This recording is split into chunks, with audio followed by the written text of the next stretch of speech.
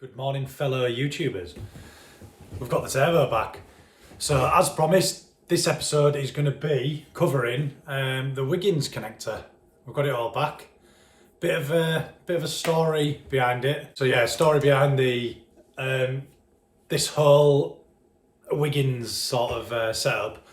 Ben from 1012 Fabrications, he supplied the Wiggins for me and then welded everything up. But I'd left it a little bit late. It was like a couple of weeks, before I'd mocked it up, and I was rushing to go to work the other day. Got it off to him. My Herms took about 4 days to drop it off to him on the way there, and then Ben had booked a 24-hour delivery to come back to me on Sunday or Monday. Anyway, they didn't collect it, and then nightmare. We've had to go and drive down there. I thought it's not worth risking it getting lost or damaged in the post. I've had it before, and it would have obviously knackered up the event, which is this weekend, which is on Thursday now, so 2 days time, Sunday's on at Brands Hatch, round 7. So I say we had to drive and get it. Danny, shout out to Big Dan. He's had to drive and get it. He finished work. He was meant to be working 6 till 12 or whatever yesterday. He finished work early at 10 and then drove all the way down to Ben in Uxbridge. And then, long story short, he's had to wait for a bit and then drive back to Leeds to meet Jodie, who's gone and met Danny to pick this up and bring it back to me. So shout out to both of them and to Ben for doing it on such short notice. So I'll put his page up as usual so you can go and have a look, but it was the same Ben that did my fuel surge tank, if you remember. It was a long time ago now, but yeah, his welds are really nice. So I'll show you this briefly, show you the mechanism, and then a few other bits. What else have I got? Well, I've put the intake air temp screen in, and shout out to Mark at Pulsar Turbos. He's always mega, Mark. But yeah, he sent me a new O-ring because I split the O-ring that goes around the compressor housing. That goes around that bit. There's like a little seal there, and it was leaking a little bit from here, so I must have split it ages ago. It's a boost leak, but yeah. Yeah, so shout out to Mark. He sent me an O-ring next day. He's mega. Yeah, let me zoom you into this. I'll show you. This is the boost pipe. The spout, if you're interested, is from this company, IKE, and they cast their own cast pieces that they do inlet manifolds and sort of Ford Pintos and sort of that sort of old school stuff. And a lot of, have a look anyway on Instagram. I'll put it up. So, cast elbow is at a bit of a pain because the cast elbow external diameter is 51.6 mil. So he's at, excuse me, sorry. So he's had to use custom Wiggins ferrules, which are motorsport ones, which are shorter, I believe. And then he's had to put this on the lathe and actually turn it down, enlarge the gap on the inside, from 51 mil to 51.6 or to 52.6, whatever the measurement. He's had to make it bigger to fit over this cast pipe. Then that's his welds are really nice, much better than I could do, that's for sure. So he's welded that one there. He's welded this to my existing boost pipe. Obviously, we used to have the silicon. I'll try and put it in the screen, but we used to have the Rouse Motorsport, that silicon coupler going on there. So I've cut the bead off there, and then moving on to the turbo, I've cut the bead off the end of the turbo as well. And then he's welded another ferrule on the end of the turbo, and he's actually tacked it on the inside as well, which is nice. Overkill, but it's always good to be in that position. That's fairly nice as well. So that can go back on the car. It's a royal pain in the ass. This can go back on the car. And then if you remember, we've got the bung, the 1/8 MPT bung for the pre-intercooler temp gauge, which I've got installed in the car, really easy, from mainline sensors, but it's just, anyway, a 12-volt supply to the screen, and I've put the screen, I'll put a picture of it, but I'll show you when we go out to the car. I've put a screen in the car, so you'll be able to see it on the GoPro on the footage, which will be intake temps pre-intercooler. So just, yeah, another one to monitor. So, finally, the all-important, the Wiggins connector. So these are really neat bits of kit. They come apart. They've just got like these little hooks that hook over like that, or hook over this bar. And there's 2 on this side and 2 on that side, and that's it. They come apart, and then they have a sleeve, which is, I don't know what it's made out of. It's really light. It must be alloy, maybe titanium. Don't know, probably alloy. But that, basically you put the two pipes together, like so, yeah. Bear with me, I've only got one hand free. And then that slides over both O-rings. So we've got over that O-ring, and it would be over that O-ring, you know, obviously, like this. And then this clamps over the 2 of them, like so. But it's got like a little retaining groove, can you see in that edge there? Like a little groove. And when you've got the sleeve in, let me just put this back together. Put that together. When you've got the sleeve in, it just leaves that little groove there, which then sits onto that corresponding groove there, but still allows a little bit of movement. Because obviously, when these are both together, yeah, I don't need to explain that, do I? When they're both together, obviously you can have a little bit of play. I think it allows 8 degrees of movement, which is good because not everyone's got solid mounted engines and stuff. So you've got the flexibility still, a little bit, not much. You've got the flexibility of a silicon coupler nearly to absorb vibrations and movements in the engine and whatnot. So yeah, enough said on that anyway. That's the connector. I'm not going to have any issues again, I know that for a fact. We use these at work on the planes. So there's the part number if anyone's interested. This is a 2-inch one. You have to buy them all separately, so you get the clamp. They're quite expensive.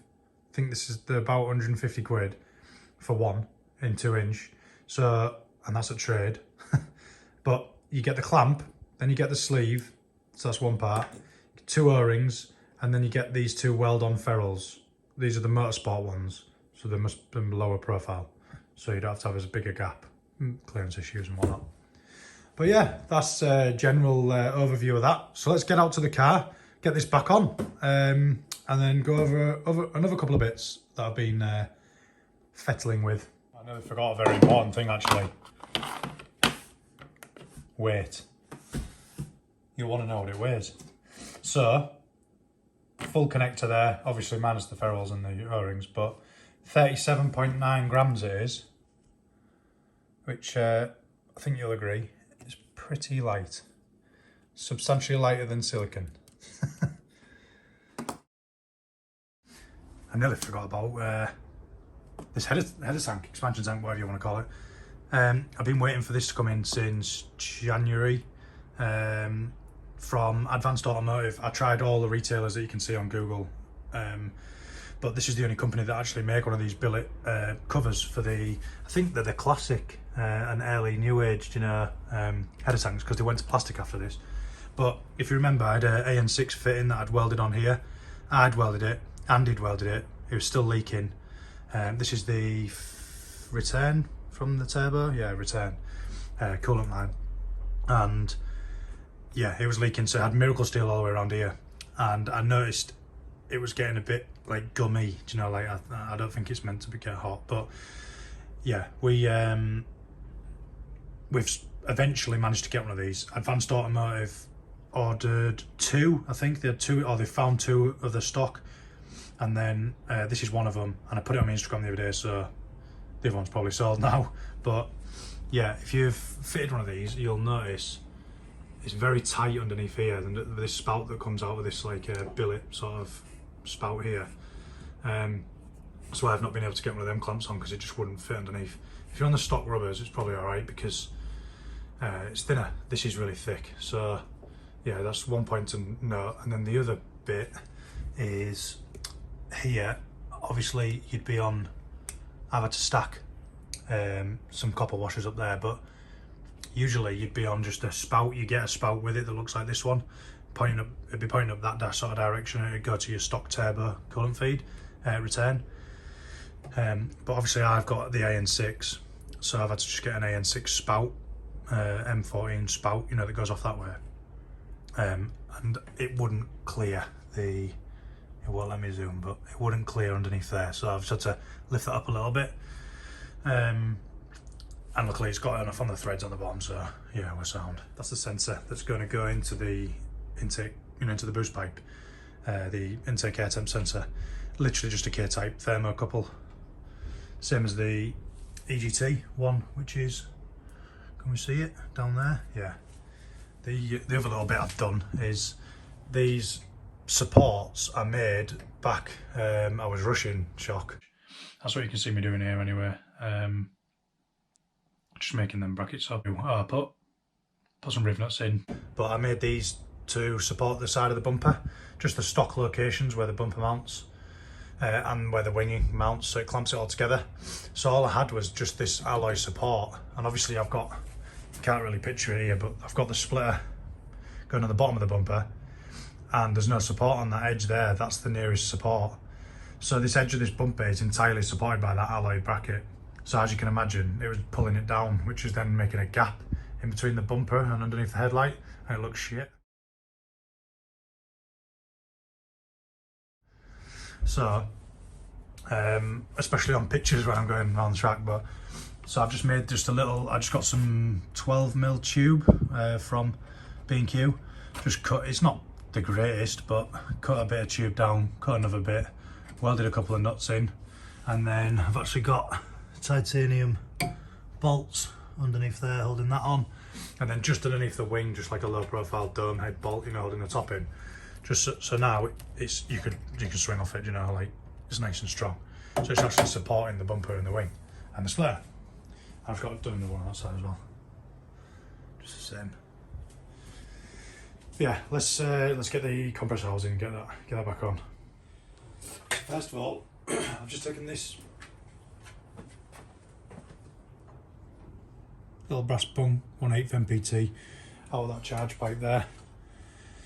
Been in there for many years. It used to be, a little story behind it, it actually used to be up here, and it used to be the bracket that you mount, that you get in the intercooler kits, that mounts to the intake there. A little bracket off one of these, and then I repurposed it, drilled it, tapped it, and it was going to be for a water methanol injection kit back in the road car back in the day. I'll put a picture in the screen of the old engine bay. But yeah, I obviously moved it down there to do all this boost pipe and whatnot. But yeah, we'll take that bung out of there, and then just undone the little compression fitting off the sensor that you get. This is from Mainline Sensors, by the way, this kit. You get a little screen and the probe, and it's all pretty nice stuff. I've obviously used it and tested it for the EGT sensor, and it works sound, so I ordered another one. This was 53 quid with the screen, and then this that you get here is just a little, oh, we need that little olive, like what you get on your sinks and stuff, you know, copper compression fittings. Get a little olive, and then just a little screw with a tapered end in it, you can see, yeah. So you don't actually need to undo these. I was just undoing it to show you, but watch it be a pain in the ass to get that together now. Anyway, I'm just going to put some PTFE around it, and then put it into that intake pipe there. Could put a couple of wraps of PTFE on that. So that's now just going to thread nicely. They are tapered thread, so it does get tighter as it gets towards the top. What size is that? Is it 12? Yeah, oh, good guess. 12. So just give that a little nip up. Let's go mental. He says. It's nice and tight in there. So we're just going to put this olive back on. bit of a pain to get on. You can see it there.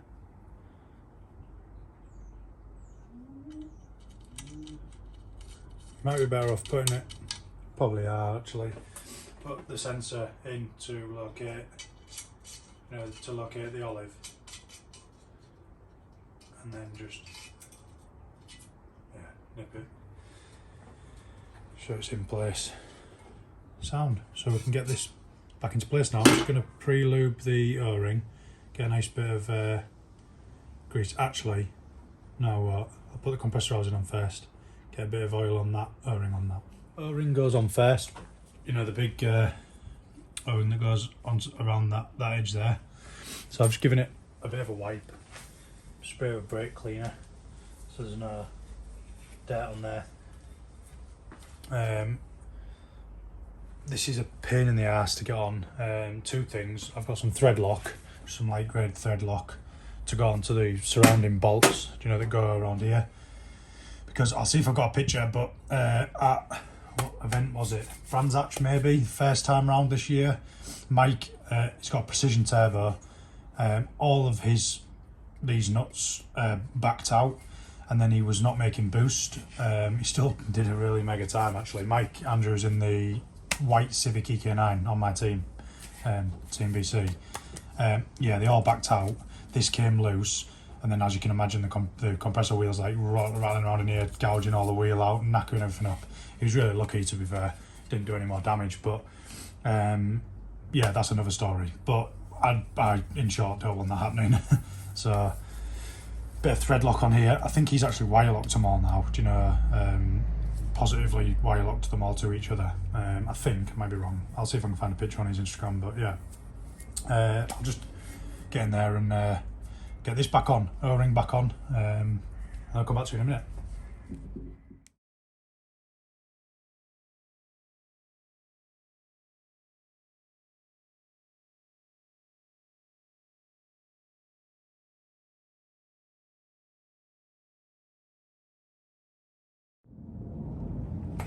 So I've got it lined up to where I want to be.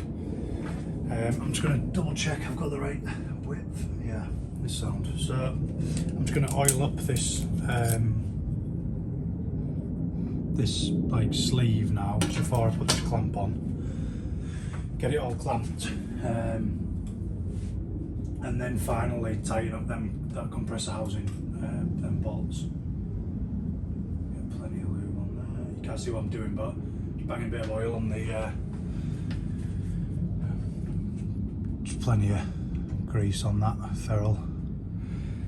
I keep calling it a ferrule. It definitely is a sleeve. So they're a bit of a pain in the ass from what I've read.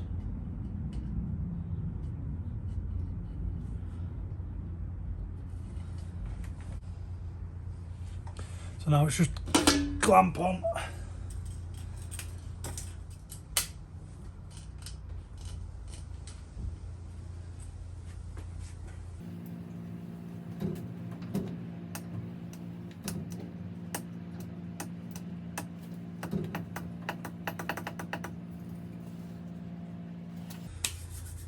And it's kind of hard to see, but there is a degree of flexibility, as you can see there, and then obviously that sort of level of flexibility, which is good. Obviously when the boost pipe, let me zoom out, and the boost pipe, when it comes into boost, it's going to push it to that extent, where it's at now. So I'm going to make sure it's not up in that position. I'm going to make sure it's pushed down like that before I clamp the silicon side up. Yeah, just so it's in its final sort of position where it's going to be under boost. But yeah, it's really nice bit of kit. I wish I could afford to do all of them in those, like maybe eventually one day. But next job then, I'll get them nipped up, get this silicon coupler on this side nipped up. We've got the clamp on here, remembered. Just moved it around, so yeah. So we've just got to tighten that side up, tighten this one up underneath here as well. And we're all good.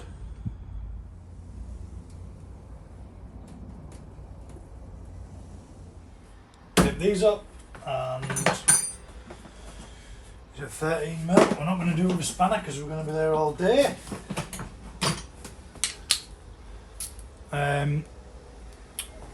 I've left these out in the rain and it's they've nearly seized.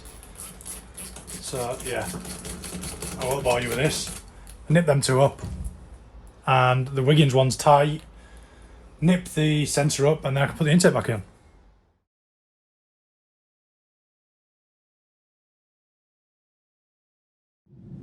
I almost forgot them ones.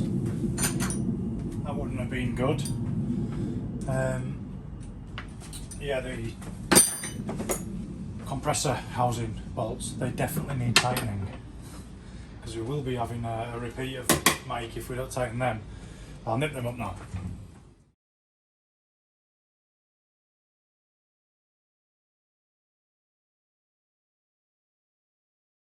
I almost forgot.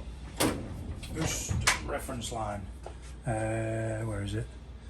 Here. And I've got a little clip, just a little double A clip, whatever you call it. You know what I mean? One of them things. Fuel line clamp, I think it's called.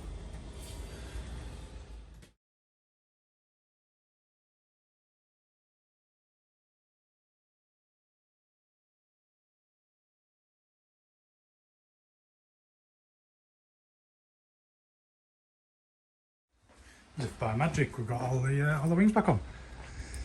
I'm just going to show you the gauge in the car. What's it called? Intake temp. We've got I've put all the intake back on there, just so you know, the time lapse. But no, I don't think you can see it. There we go. At the back there, you can just see the that intake temp sensor. Ideally, the probe could be further down, but it's what it is. Yeah, I'll show you that intake, pre-intercooler intake sensor working. That's where I've mounted it. Can you see? Little screen there where the original, it's not focusing today, where the original clock goes. So the GoPro is going to be like there. GoPro's there. Right in line. You're going to see when I press the button on the steering wheel, the power light comes on there. But yeah, let me just turn it on, I'll show you.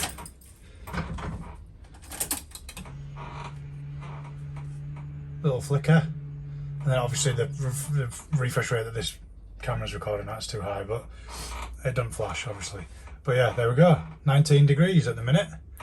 And then when I press this button on the steering wheel, that other light comes on. You see the P light, I've shown you that before. But yeah, just nice and subtle in there. That's that. So I'm just going to build it back up now. I've banged the wings back on. Oh, while I'm here, I'll show you this other little thing that I've done. I'll show you a picture of the splitter previously, but I made these tunnels ages ago. They're like, I've always had to cut some off for the clearance, like 18 months ago. But they're carbon Kevlar, and if I turn it over, they used to be bolted to the other side, if that makes sense. So I looked at it the other day. I'll show you on the picture on the screen. There was a lip. There's a lip like here, so the airflow is not smoothly transitioning. It's still not ideal. A lot of that is probably too steep, so I've got them little vortex generators on there. But yeah, I've just flipped them to the back side, so I'm just going to put the splitter on and make sure we've still got clearance for the wheels. I think it was only like 3 or 4 millimeters off here, so I just want to obviously we've gained 12 mil in height, so it's going to be, I can't work it out, but it's going to be a bit close to the tyre, so we'll just check it. I'm going to make this in the next few weeks from carbon foam core, similar to what Ilya's just been doing. He's done one for Johnny, is it Johnny? George? Johnny? Can't remember his first name. The one, Team Prawn, the A3. But we're going to do it out of 10 mil foam, and all this is going to be moulded into the same splitter. But that's for another video. So I'm just going to put the bumper on, make sure that the this pipe, I've had to move the intake because this pipe's 10mm back that way now, so it's going to mean